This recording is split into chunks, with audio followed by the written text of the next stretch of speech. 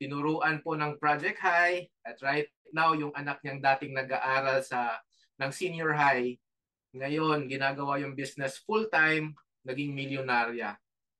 Take note, this year, bibili na yan ng kanyang first car. Palakpakan natin po, Coach Zyla Rica Mago. Yan, so sobrang exciting po tong event na to ngayon, yung pag-uusapan natin. Kasi for sure, halos lahat ng andito right now nanonood sa event natin ngayon is more or less mga first-timers or mga bagong napresentan sa business or napresentan dati, napresentan na days ago at ngayon manonood ng Meet Your Future event. Oo, ang ganda po tong event na to kasi dito mo po makikita at marirealize kung bakit maganda mag-umpisa ng maaga, lalong-lalo na bago yung taon. Diba? So last year, nakita mo 2024 mo, parang wala naman masyadong magandang nangyari. Binigyan ka ulit ng pagkakataon ng nasa taas. Ngayong taon, simula ng 2025, January 3 to be exact, binigyan ka ulit ng bagong pagkakataon na magkaroon ka ng opportunity na gagawin mo buong 2025 ng 1 year, pwedeng magbago buhay. So pa-comment naman po dyan sa mga nanonood na pa-comment ng 2025 kung gusto mong magbago yung buhay mo this 2025. I-comment nyo po dyan para makita po natin. Yan, tingnan lang po natin. Mag-silent lang po at tayo ng phone natin. Right. Sige, sige, sige. So palakpakan po natin yung mga sarili natin. Grabe, ang daming gusto magbago yung buhay nila ngayong taon na to. Ito yung gusto ng buong community. Yung maraming gustong magbago yung buhay. And before I start, gusto ko lang din pong magpasalamat at i-greet kayo lahat ng Happy New Year. Oo, bagong taon, bagong pag-asa, bagong opportunity na magbago yung buhay. And at the same time, gusto ko din magpasalamat sa ating Project High Councils, CVO natin, Mentor Joseph Lim, our President, Mentor Don Bade, ang ating VP, Mentor Zandro, and my upline, ang dating presidente ng Project High, Mentor Tanya Morales. Palakpakan po natin sila kasi kundi dahil po sa mga taong yan, wala po tayo dito, hindi po tayo magaguide at matuturuan ng maayos sa business natin. Okay? So bago po yan at mag-share na po tayo ng slides po natin. Oh, I'm so excited sa event na to. Pangalawa ko na po ngayong araw na to. Sobrang exciting. Gustong-gusto ko yung maraming ginagawa every day. Alright? So, today is ang pag-uusapan natin or ang event po natin is Meet Your Future. Dito sa event na to, makikita mo kung, sabi ko nga kanina, makikita mo kung bakit kailangan at mas maganda mag-umpisa ka ng maaga. At the same time, dito mo din makikita na marami palang naging successful na katulad mo lang din sila nung nag-umpisa. Kasi ganito ako ganito lang ako, hindi ko nakapagtapos, ganito lang ako, ganito, ganyan. Mamaya, makikilala mo yung mga taong katulad mo din ng background, pero right now, naging successful because of our online platform. Okay, sa mga hindi po nakakilala sa akin, ako po si Mentor Binjun Bunagan. I've been doing the business for the past 10 years. Oo, 10 taon, isang dekada ko na pong ginagawa yung business. And so far sa achievements, ang dami na din po nating na-achieve sa business na to. Nagpini-part na po tayo ng mga top ng ating community. And sobra-sobra na din po yung natanggap natin for the past 10 years. And I'm also a nurse by profession. So maraming nagsasabi dyan or maraming nagtatanong, paano ka nakapasok sa ganyang business? Maganda naman yung pinag-aralan mo. Technically, you're a professional. Pwede ka naman pumunta na ng ibang bansa at doon ka kumita ng malaki. Tama. Tama po yun. So, kaway-kaway po muna sa mga nurses po na mga kasama natin, mga nasa medical field na nanonood right now sa event po natin. Kaway-kaway po sa inyo. So, tama po yung mga nagtatanong, yung mga nagsasabi, bakit ko pa ito ginagawa? Pwede naman ako pumunta ng Amerika, ng Western countries, at doon ako magtrabaho, doon ako manirahan para kumita ako ng malaki. That's true. Pero, ako kasi, I always, nagde-decide ako palagi based sa reality na nakikita ko sa buhay ng ibang tao. So, anong ibig kong sabihin? For the past ilang years na nag-aral ako ng nursing, nag-observe po ako sa mga nakapunta na ng ibang bansa na nag-nurse din. Yes, totoo, kumikita ng malaki yung nurses sa ibang bansa. Pero most of them, malayo sa pamilya. Katulad mo din, nagtatrabaho sa ibang bansa, nanonood ka right now, hindi mo din kasama yung pamilya mo. Yes, you're earning quite enough. Malaki-laki din yung kinikita mo, i-compare sa kinikita mo sa Pilipinas. Pero ang kapalit po nun is hindi mo kasama yung family mo. Yung iba naman, kumikita na ng malaki sa ibang bansa, nadala na din nila yung pamilya nila sa bansa na yun, pero yun nga lang, mas lumaki yung gastos. And instead na makaipon, nabaon tuloy sa utang. And bakit ko to sinasabi sa inyo at bakit ko to siya nasabi at na parang reality? May tita po kasi ako na ano siya, nurse siya sa New Jersey. So, nurse siya, ano siya tawag dito? Yung head nurse. Head nurse ba tawag mo? Yung malaking rank ng nurse, hindi na siya sa area. Ano na siya, may parang sa management na siya na nurse. So, malaki na yung sinasahod niya. Pero doon ko nakita na kahit malaki yung sinasahod niya, dumating na siya sa age ng almost 60, hindi pa rin siya makaretire-retire. At hindi pa din siya tumitigil sa pagtatrabaho kasi marami pa silang binabayarang. Yan, ito guys sa Amerika kasi, kapag nakapagtrabaho ka at maganda na yung sinasahod mo, pinapautang ka na nila. Oo. So mangungutang ka para makatira ka sa magandang bahay. Kasi saan mo ititira yung pamilya mo? Hindi pwedeng isa lang yung kotse. Kasi hindi naman tulad sa Pilipinas na mabilis lang pwedeng mag-travel or mag-commute. Doon kasi train talaga or bus.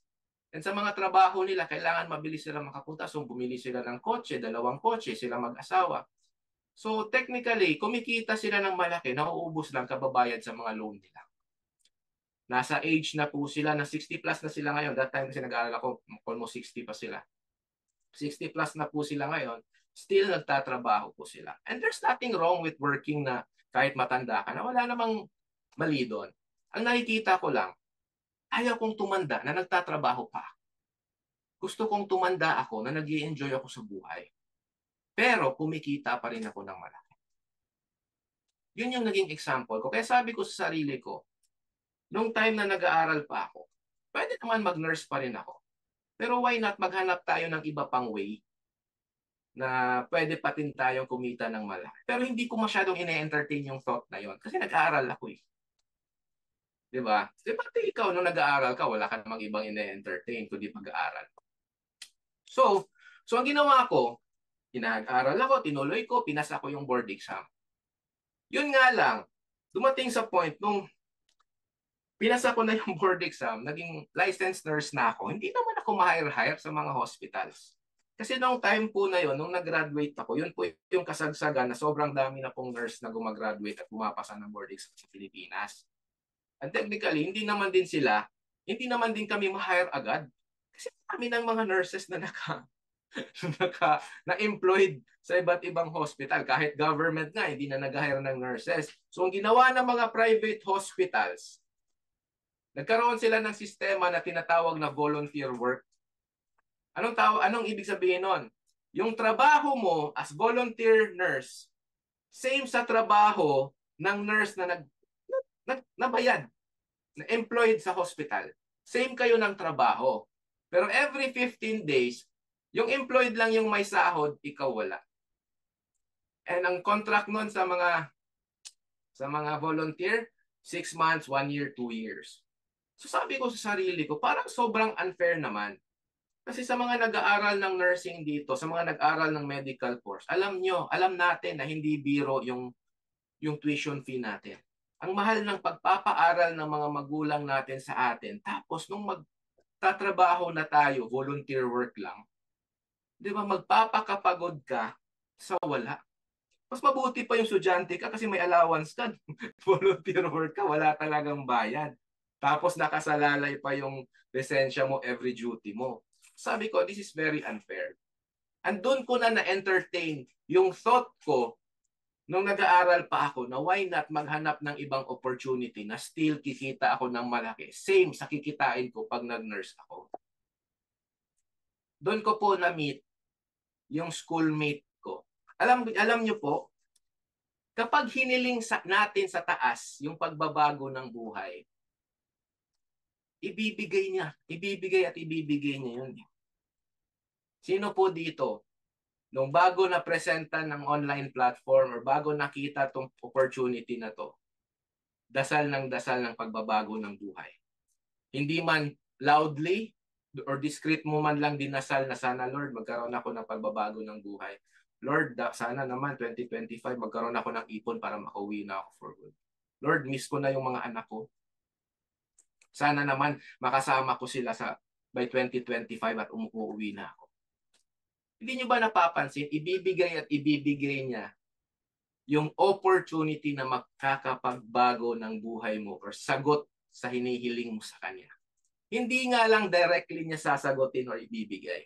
Gagamit siya ng ibang tao. Yun yung nag-invite sa'yo. Kung ikaw, naghaw ka lang sa isang post or nakita mo lang to sa Facebook or sa TikTok or sa mang social media mo nakita tong platform na to, ako lang din po. Kung naghaw ka, ako po, nung nag-start ako, naghaw lang din po ako sa schoolmate ko. Nakita ako sa mga post niya, ang ganda kasi ng buhay niya. And ako that time, jobless nurse, syempre, mainganyo ako. Nakita ko yung nauna sa aking graduate, nauna sa akin pumasa ng board exam, na maganda yung buhay niya. So, nagtanong ako, direct to the point, sinagot po niya ako. Nagne-negosyo ako, ang negosyo ko, networking. Alam ko naman, marami sa inyo, tulad ko din, na kapag nakakarinig ng networking, gumaganon agad.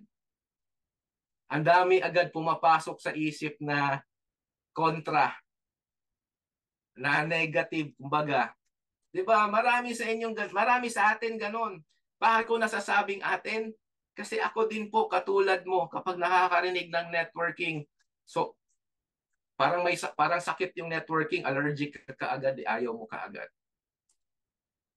Pero, ang tanong lang po dyan, bakit ka ba negative? Bakit ba pag nakarinig ka ng networking or multi-level marketing or online business, bakit ka ba gumaganon agad? Kasi for sure, alam ko hindi mo masasagot directly. Ang sagot mo palagi, basta. Ako din, hindi ko din siya masagot-sagot ng accurate. Alam niyo kung bakit? Alam ko pareho tayo. Wala tayong first-hand experience sa networking. Narinig lang natin sa mga taong nakapalibot sa atin. Like for example, ako, sinabihan lang ako ng mga magulang ko na huwag mag-join sa networking kasi hindi yan totoo. Huwag mag-join sa networking kasi scam yan. Sinabihan lang nila ako. Ako, masunuring anak, lahat ng sasabihin ng magulang that time, feeling ko tama. Kaya every time na i-invite ako sa networking, umaayaw ako. Kahit nga yung nag-explain sa akin from ganito yung buhay tapos umasenso, feeling ko hindi pa rin totoo eh. Kahit ang dami nang nagkakotse, gumanda yung buhay, feeling ko hindi pa rin totoo eh. Kasi na-imprint lang sa utak ko yung sinabi ng mga magulang ko na ganyan yung networking. Same as ikaw. Wala ka naman talagang first-hand experience eh. Di ba? Marami nga din sa inyo. Ako sir, naka-experience kasi ako na scam ako or ganito ganyan, pangit yung nangyari. Pero hindi naman dahil sa networking. Feeling mo tuloy lahat ng opportunity makikita mo, lolokohin ka.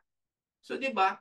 Dumadating ka sa point na nagdidesisyon ka na wala ka naman talagang experience sa ganitong business dahil narinig mo lang sa labas. And sa part ko that time nung nag-uusap kami ng schoolmate ko, ginamitan ko ng common sense. Kasi habang tumatagal, nakakalimutan natin may common sense pala tayo. Common sense, ibig sabihin, schoolmate ko, nurse, graduate, pasado ng board exam. In short, mautak. Tama. Sa tingin nyo, ipagpapalit niya yung pinag-aralan niya ng ilang taon. Pinasa niya na board exam para sa hindi totoo. Tinanong ko sarili ko, Kung siya, ginawa niya to, ibig sabihin may nakita siya na possible magandang future dahil sa ganitong platform. Sabi ko, hindi naman niya pagpapalit yung pinag-aralan niya sa isang bagay na hindi totoo. Tama. So kaya sabi ko sa kanya, pwede mo bang i-explain sa akin para at least maintindihan ko ano talaga meron. To cut the long story short po, in-explain po niya sa akin, naintindihan ko, nagustuhan ko po yung business. Meron po siyang in-explain sa akin tatlo. Hindi naman in-explain, sinabi niya sa akin na doon ko po talaga nagustuhan yung business. Number one, sabi niya sa akin, if gagawin mo agad tong business na to, dito magbabago buhay mo, makukuha mo mga pangarap. Sino bang ayaw? 'Di ba? Sino bang ayaw makuha yung mga pangarap niya? So sa akin, check agad. Yes, gusto ko 'yan. Pangalawa, sabi niya sa akin, dito gagawin mo yung business, pag ginawa mo yung business, makukuha mo yung mga pangarap mo. At the same time, kasama mo pamilya mo.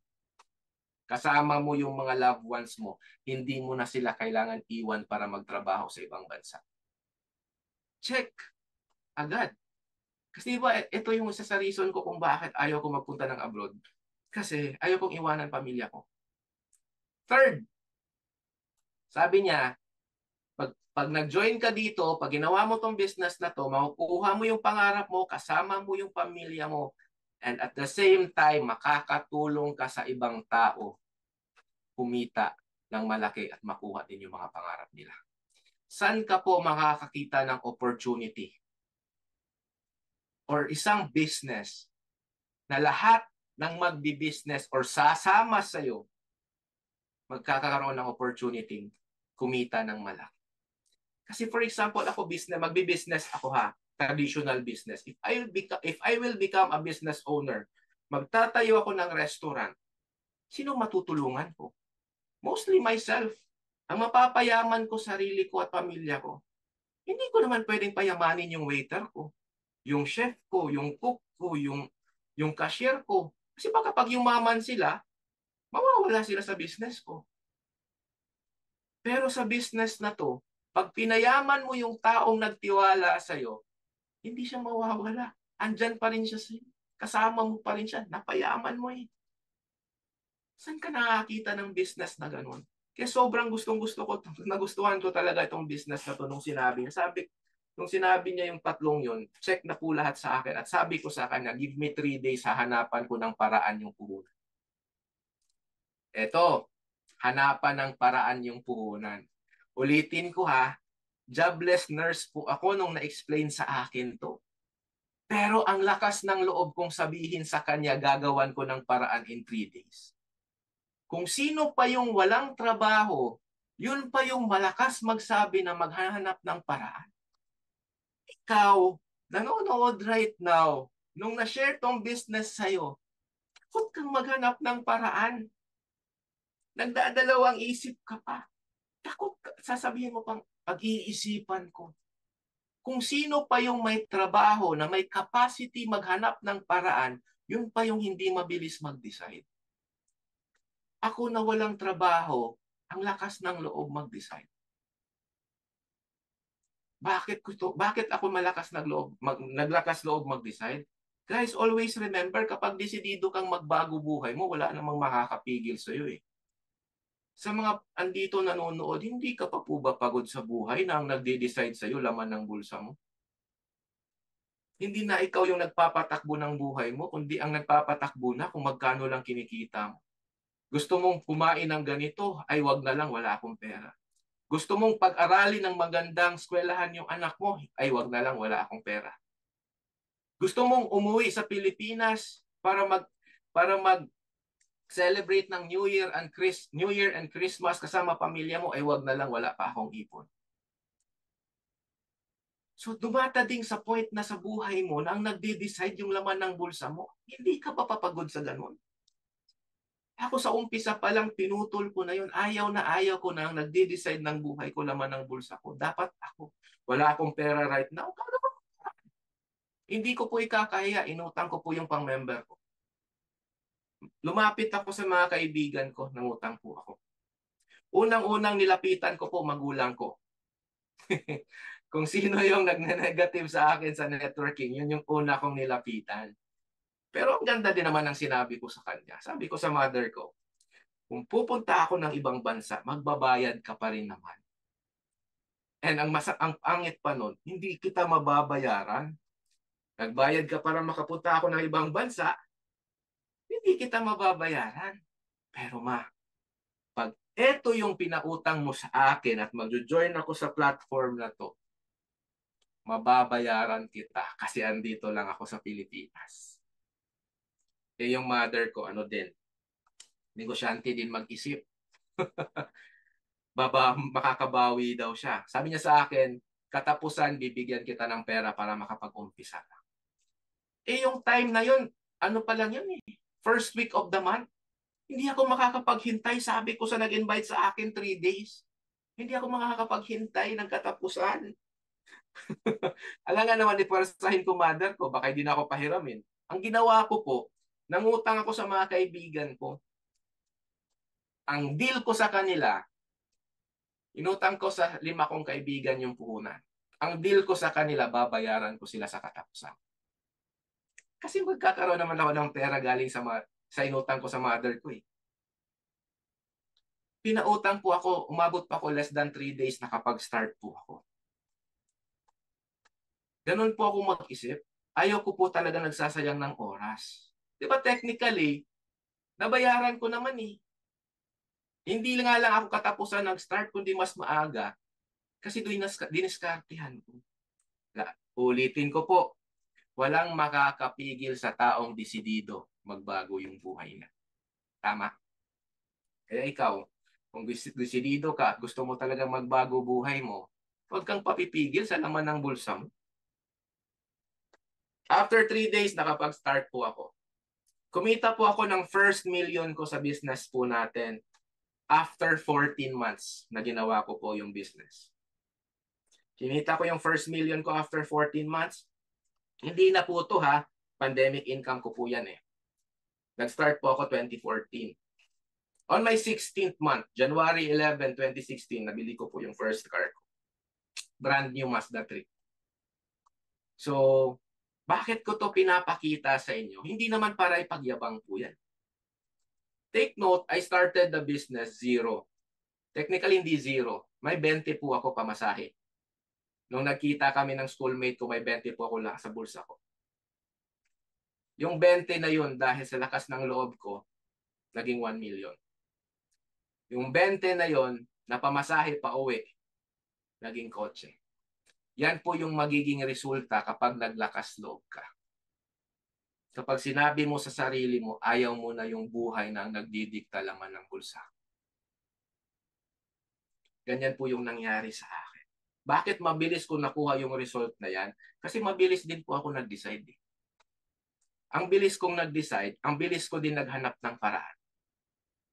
Ang dami kasing nagsasabi, papaalam ko pa sa asawa ko, papaalam ko pa sa mga magulang ko. Bakit mo ipapaalam? Pagbabago ng buhay mo, ipagpapaalam mo sa kanila. Di ba dapat nagde-decide ka na kaagad? Eh sir, baka magalit yung asawa ko. OFW ka, nagkaroon ka ng opportunity makauwi for good. Bakit magagalit yung asawa mo? Ayaw ka ba niyang umuwi? Ayaw ka ba niyang pauwiin? Kasi baka andun si pare. Andun na si pare nakatira sa bahay niyo, kaya ayaw ka niyang pauwi. Andun na si Mare nakatira sa bahay. Diba, kung talagang nagmamahalan kayo, bakit ayaw ka niyang magkaroon ng opportunity? Iba ka daw, sir, mas scam.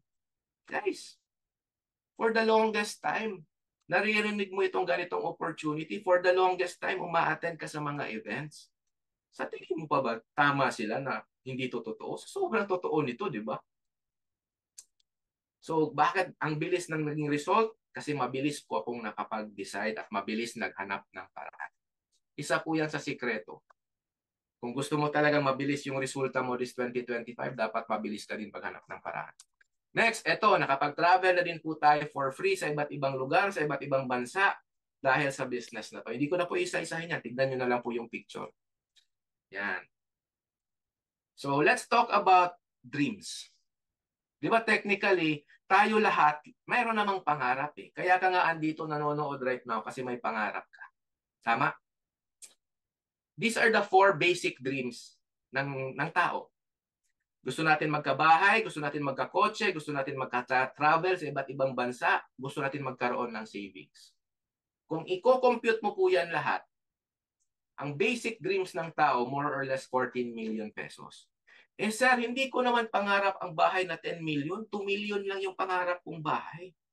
Guys, let's be honest, sa panahon ngayon, wala na pong masyadong 2 million na bahay. Anong klaseng bahay po yung 2 million?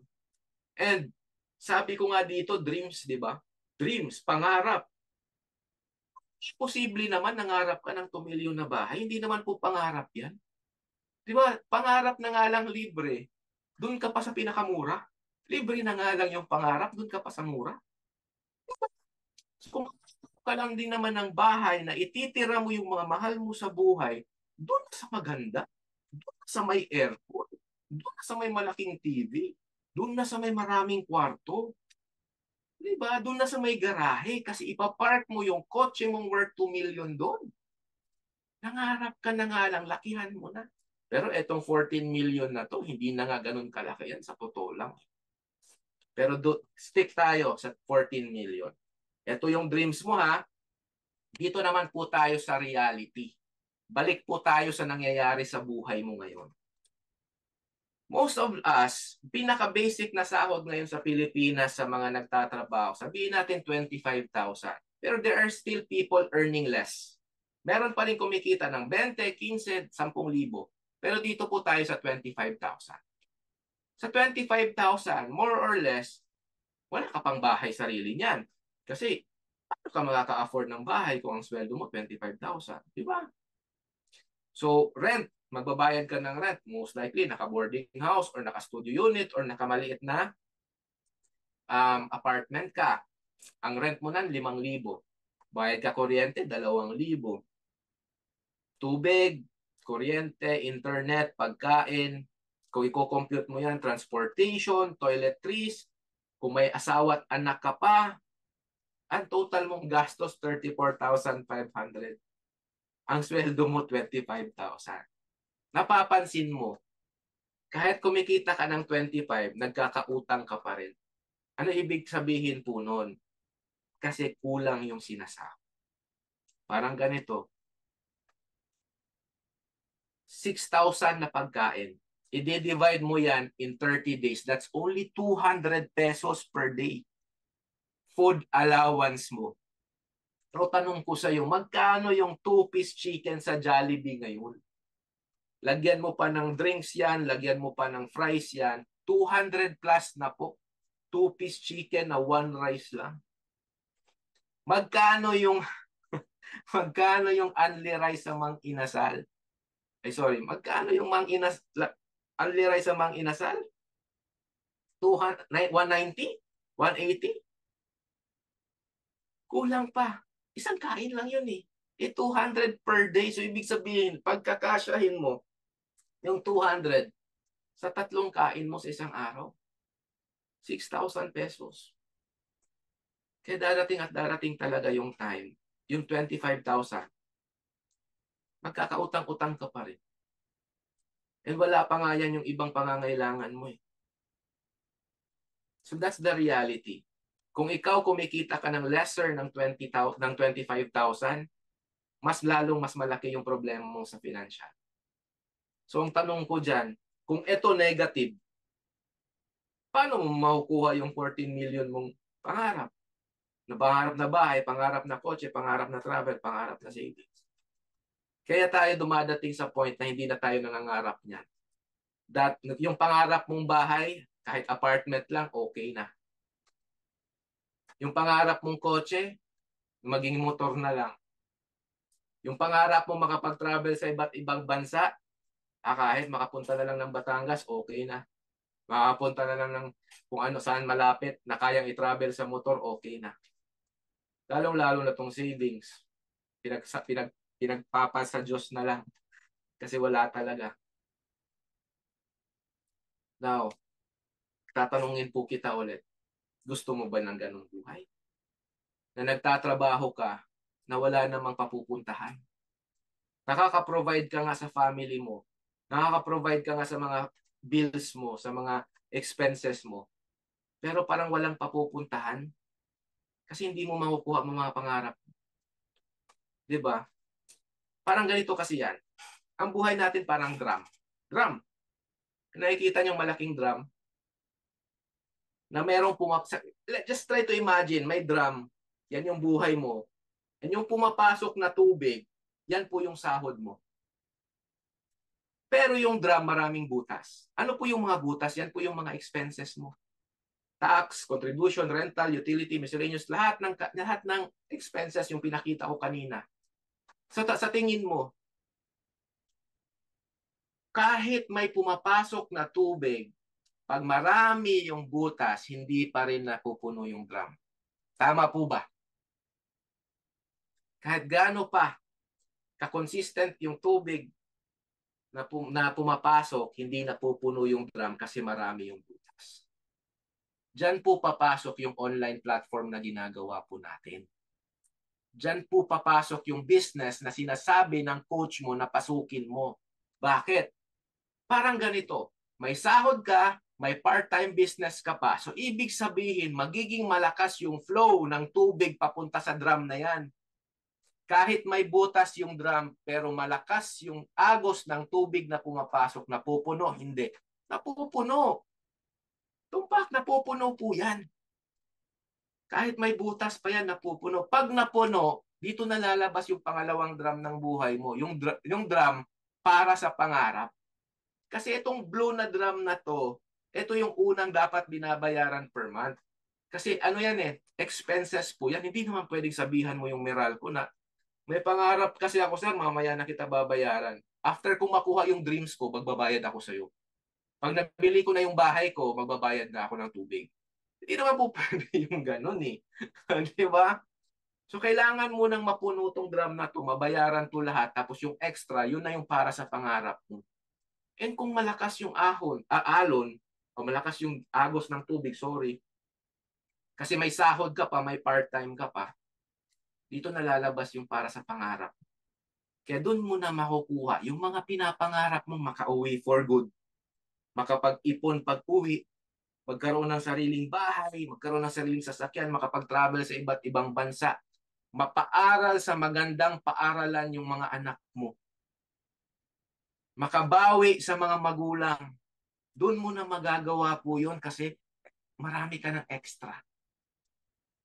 Tama po ba? Eh lahat po tayo nangangarap ng ganyan. Eto. Sir, nakakaipon naman po ako.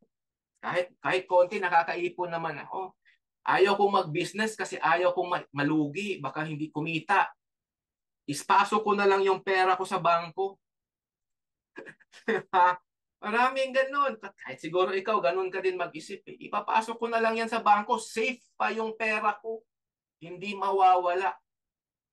Nag-deposit ako ng 20,000, after 5 years, 20,000 pa rin yan, sir. Pera pa rin yan. Doon ka nagkakamali. Alam mo po ba yung ibig sabihin ng inflation rate? Ang inflation rate, ibig sabihin, ang mga gastusin, tumataas. Yung value ng pera, bumababa. Ang ibig kong sabihin. Sa mga naninigarilyo po dito, 10 years ago, magkano po yung isang stick ng Marlboro? That time, siguro mga piso. 10 years ago, piso, isang stick. Ngayon, magkano yung stick ng Marlboro? 5 piso. Dati, nung nag-grocery ka, yung 1,000 mo, cart, yung ginagamit mo para malagay yung mga pinamili mo ng 1,000 pesos mo. Ngayon, mag-grocery ka ng 1,000, basket na lang. Kasi konti na lang yung nabibili. Now, tama ba na safe yung pera mo sa bangko? Hindi. Kasi hindi lumiliit yung value ng pera mo habang tumatagal. Sa tingin mo ba pag nakaipon ka ng 1 million sa loob ng 10 taon, Yung 1 million na yun, may mabibili ka pang kotse na worth 1 million na brand new after 10 years? Wala. So, liliit yung value ng pera. Same pa rin yung amount. Hindi po siya safe sa bangko kasi may inflation rate. Yan po yung totoo. Pasensya po sa reality, pero yan po talaga ang nangyayari. Yan, marami din pong nagsasabi, Sir, wala po kasi akong pera eh. Hindi sa wala kang pera. Hindi ka lang marunong dumiskarte. Ako nga eh. Wala naman po akong pera kasi wala akong trabaho pero nagawan ko ng paraan. Eh sir, wala po akong oras. Hindi din po ako naniniwala na wala kang oras. Ano ka, robot? Buong araw trabaho, tapos pagkatapos ng trabaho, shutdown. Eh ba, may mga time ka pa nga. Eto, reality to, may kausap ako kagabi. Sir, sorry. 1 year akong hindi naka-reply sa'yo kasi sobrang busy ko sa trabaho. Eh ako, mabusising tao. Tinignan ko yung Facebook profile. Ang daming oras manood ng Tulfo. Ang mga sinishare sa profile, Tulfo, TikTok, TikTok, sumasayaw pa siya sa TikTok. Ang dami niyang oras manood ng Tulfo. Ang dami niyang oras gumawa ng video sa TikTok. Sumasayaw pa sa TikTok. Eh, hindi naman take one yan eh. Sino bang nagti-TikTok dito? Wala namang take one sa pagti-TikTok na sayaw. So, ibig sabihin may oras siya. Ibig sabihin nun, may oras ka din. Hindi ka lang marunong i-prioritize yung mga bagay na pwedeng ikabago ng buhay mo. Etong platform na to, pwedeng ikabago ng buhay mo, hindi mo bibigyan ng oras. Si Tulfo, napabago ba niya buhay mo? Sir Rafi, nagbabago pa buhay mo pag pinapanood mo siya? Yung paggiling mo sa TikTok, nakakabago ba ng buhay mo yun? Di ba hindi naman? So yung mga bagay na hindi nakakapagbibigay sa'yo ng magandang buhay, may oras ka. Pero yung opportunity na pwedeng ikabago ng buhay mo, wala kang oras. Tanggalin mo yung ganung mindset. Kaya mo yan gawa ng paraan. Kaya mo pagbigyan ng oras yan. Kung si Rafi Tulfo nabibigyan mo ng oras, mas dapat bigyan mo yung oras ng opportunity pwedeng ikabago. Ito pa, not my line of job. Sir, hindi ko naman linya yan. Di ba? Nakakausap niya. Sobrang kulit talaga ng utak. Hindi daw niya linya. Hindi ako marketing expert. Hindi mo naman kailangan maging expert sa isang bagay para simulan eh. Hindi porket yan yung trabaho mo, hindi mo na to kayang gawin. Try to imagine, nurse by profession. Ako na lang mismo magiging example mo, nurse by profession. Bakit ko nagawa pa rin maging successful sa business na to? This is not my line of job. Wala akong kaalam-alam sa networking, wala akong kaalam-alam sa marketing, wala akong kaalam-alam sa business, nurse ako. Pero I always believe, kayang pag-aralan yung mga bagay na gusto mo at ikaka-asenso. Ito pa, example. Mga taong naging successful kahit hindi nila linya. Yuka Goshi po. Single mom, ginagawa yung nag-16 years old, nagtrabaho na para makaprovide sa family niya. Pero, still nag-join sa business na to, naging successful, nakatulong pa sa ibang tao. MJ Minar, dating nagtatrabaho po as factory worker. Kumikita na ngayon ng malaki. 6 digits per month. Zyla, Rica Mago, Coach Zyla, yung host natin kanina, anak ng OFW, estudyante nung nag-umpisa. Ngayon, naging Millionaires Club. Dating nagtatrabaho as merchandiser sa isang grocery sa Cebu. Ngayon, Millionaires Club. Ginawa yung business, naging milyonaryo. Dating OFW sa Qatar, nag-join, ginawa yung business, naging part na ng Millionaires Club ng company. Dating OFW from Kuwait, nag-join, nagtiwala, hinanapan ng agad ng paraan, kumita, naging Millionaires Club ng company. Estudyante, criminology student, ginawa yung business part-time habang nag-aaral, nung graduate, full-time, ginawa yung business, kumita ng milyon-milyon, nakabili na sarili niyang sasakyan, Montero Sport. Student din nung nag-umpisa, kumita ng milyon-milyon, nakabili ng kanyang Raptor, Ford Ranger Raptor. Sa mga lalaki dyan, na may edad-edad na, 20 plus, 30 plus, 40 plus, na nangangarap magkaroon ng Raptor kasi pangarap ng malalaki yan eh. Talo ka pa sa estudyante na naglakas loob. Ngayon, may nagdadrive na ng kanyang Ford Raptor. Anong ibig kong sabihin sa ganyan? Estudyante nga naglakas loob, ikaw pa kaya? Businesswoman, traditional businesswoman, naghanap ng ibang business na pwede niyang gawin habang pa-retire na siya sa business niya. Kumikita na ngayon ng milyon-milyon. Dating nagtatrabaho sa Jollibee, naging multi-millionaire. Ngayon, nakabili ng kanyang sariling sasakyan. Dating, eto, pahinante, warehouse boy, nakabili na din ng sarili niyang sasakyan sa business na to. Estudyante, nung nag-umpisa ulit, kabili naman last year, naging milyonaryo, kabili ng kanyang brand new car.